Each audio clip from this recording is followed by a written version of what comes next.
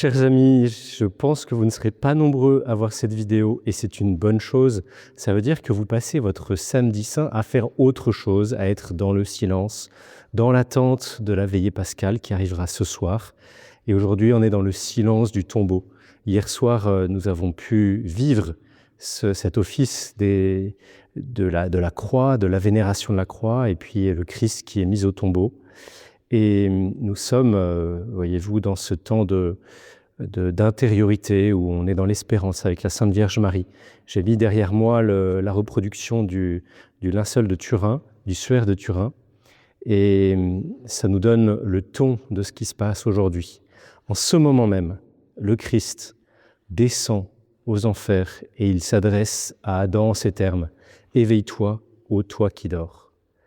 Éveille-toi, lève-toi et partons loin d'ici. » On voit souvent ces icônes de la résurrection où le Christ prend Adam et Ève par les mains et les emmène. Parce que le Christ, quand il est au tombeau, que son corps, toujours uni à sa divinité, est dans le froid du tombeau, sur la pierre, eh bien son âme, unie à sa divinité aussi, ne cesse pas d'agir. Je travaille sans cesse. Mon Père et moi, nous œuvrons. Et à ce moment-là, le Christ descend aux enfers et vient libérer tous les justes de l'Ancien Testament qui s'y trouvaient pour les emmener avec lui au paradis. Le Christ fait toutes choses nouvelles et en attendant ce soir, nous savons que dans le tombeau, déjà, il y a le ferment de la résurrection. Et ça, c'est très beau parce que ça correspond à la parole que disait Jésus : « Si le grain de blé tombé en terre ne meurt, il reste seul. Mais s'il meurt, il porte beaucoup de fruits. Qui perd sa vie en ce monde, qui cherche à garder sa vie en ce monde, la perdra. Et qui perd sa vie en ce monde, la trouvera pour la vie éternelle. » Voilà, ces ferments de vie éternelle, eh bien, comme on vous l'a expliqué pendant tout ce carême, on les retrouve particulièrement et spécialement pour nous dans la Sainte Eucharistie. Ce grain de blé tombé en terre qui porte du fruit, qui nous amène à la vie éternelle, eh bien, c'est l'Eucharistie, évidemment. Et aujourd'hui, eh bien, je ne peux qu'insister sur le renouveau eucharistique. On voit depuis quelques années déjà des grands élans pour l'adoration perpétuelle, pour les processions, pour la communion fréquente, pour cette ferveur eucharistique.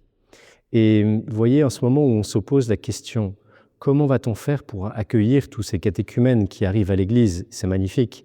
Il y en aura dans toutes nos paroisses ce soir qui seront baptisés. Eh bien, un élément de réponse, il me semble, c'est la Sainte Eucharistie, un renouveau intérieur.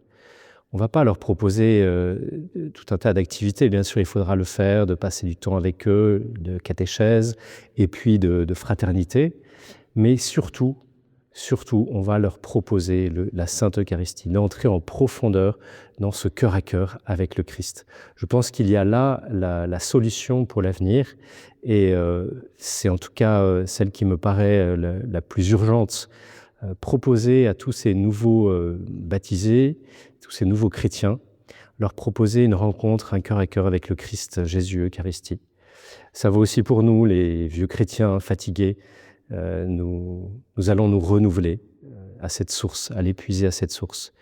Et nous-mêmes, nous allons devenir Eucharistie. Il y a ce beau chant « Devenez ce que vous recevez », vous le connaissez. Devenez le corps du Christ, parce que quand on communie, eh bien, nous-mêmes, nous sommes eucharistiés, eucharistomènes. Benoît XVI a fait de longs développements sur ce thème en disant que nous devenons nous-mêmes action de grâce. C'est la plus belle chose que je vous souhaite aujourd'hui dans le silence du tombeau du Christ. Que Dieu vous garde et à demain pour la résurrection.